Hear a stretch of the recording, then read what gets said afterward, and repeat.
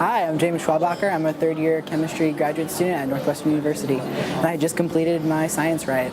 All right, we're kicking this off hot. This is your very first presenter. He is a physical chemist and a PhD candidate at Northwestern University. Please put your hands together for James Schwabacher.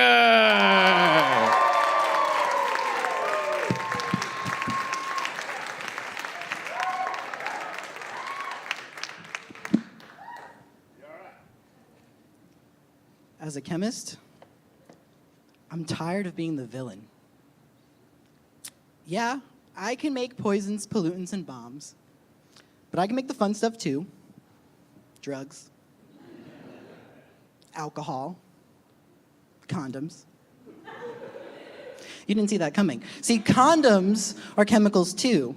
From the polyisoprene material that provides the structure to the perfectly engineered lubricant that provides the slip. Everything is a chemical. The food you eat, the clothes you wear, your very bodies are all collections of chemicals. But chemicals are evil, you say, tools of corporate conspirators bent on destroying your health.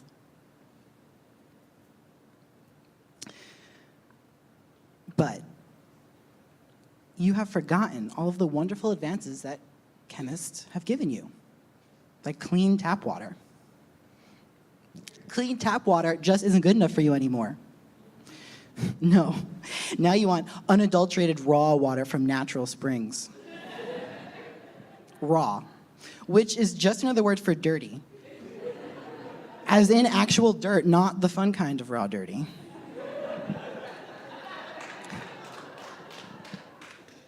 But the assault on safe-to-drink tap water doesn't stop there. Oh no, folks, you try to sell yourselves on alkaline water. Alkaline water just means basic water. The only thing basic about basic drinking water is the consumer buying that rubbish. There's simply no strong evidence of any clear health benefits. Just last week, my roommate sent me a photo of bagged water for sale at his grocery store. It said, hydrogen-infused water. Extra hydrogen in water? Molecular hydrogen, H2, is an explosive gas. If that bagged water was significantly hydrogen enriched, we'd be seeing grocery stores light up like the 4th of July. The truth is, we just don't have many good common names for our chemicals. So instead, we've developed the most convoluted, most difficult to pronounce chemical naming system. It's kind of like taking the IKEA catalog and making it useful. What frustrates me is that while you all love the names of the chemicals, the furniture that you can't assemble correctly, you're all afraid of the chemicals in your food that you can't pronounce. You see, I shouldn't be so angry at you because it's not your fault. No, it's the fault of publications like Goop, the latest Hollywood-backed blog in the pseudoscience industry. Goop encourages readers like yourselves to spend $135 to cleanse and energize yourselves with a coffee enema. $135 for a coffee enema? That's ridiculous. Who would spend that much on a cup of coffee?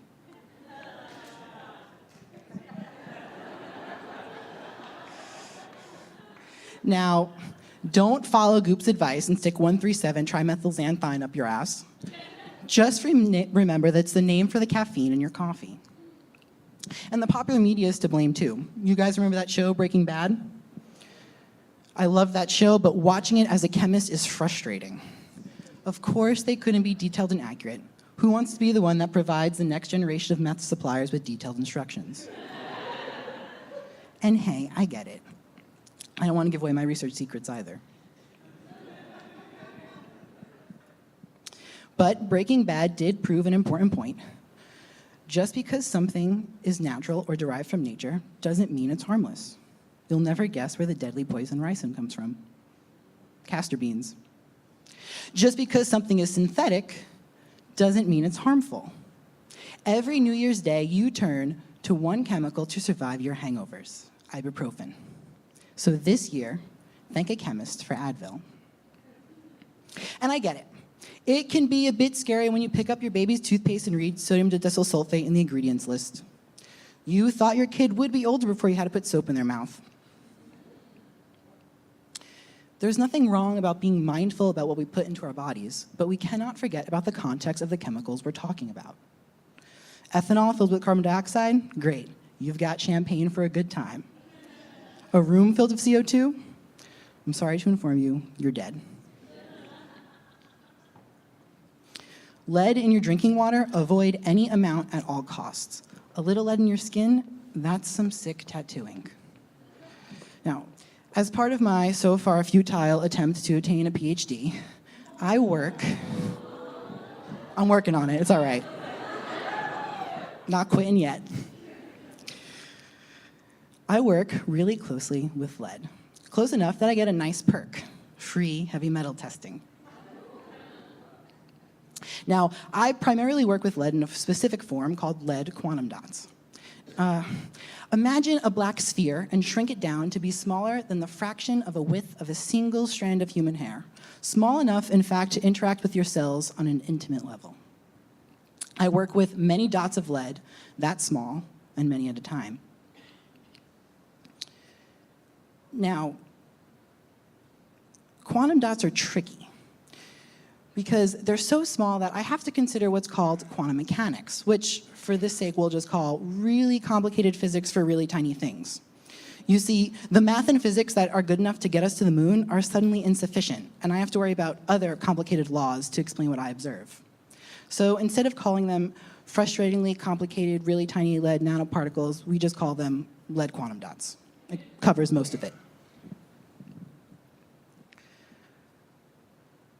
But despite their difficult and troublesome nature for the pitiful chemist wasting his time on them, hi, they are so interesting that you could say I risk my health to understand them, which would be true if you ignore the context and concentration, which is fancy chemist speak for the amount, that I work with on a daily basis.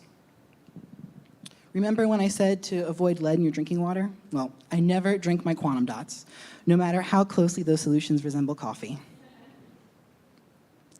I never pour them down the drain and into your sewers. You're welcome, by the way. It would be the easier way to dispose of them. I always try to make sure that I work with the lowest concentrations possible when making my samples or taking my measurements, because a lower concentration means lower exposure risk, and less exposure risk means less chance for negative health impacts. I could spend my time worrying about the negative health consequences of the things I work with on a daily basis, but that would be a bit like worrying I'm not wearing the right shoes for marathon training when I'm still only running in 1 mile increments. Misguided. So instead, I tend to worry about the things I do that actually impact my health, like the copious amount of sugar I eat, or my shitty sleep schedule, and of course, the ever-growing instability of America's democracy. So, be a mindful consumer. Be on the lookout for pseudoscience, the fake science that they try to sell you with. Hold corporations and governments accountable. But don't let funny chemical names scare you. A chemical's context and concentration matter. The name alone can't tell you if it's going to kill you. Thank you.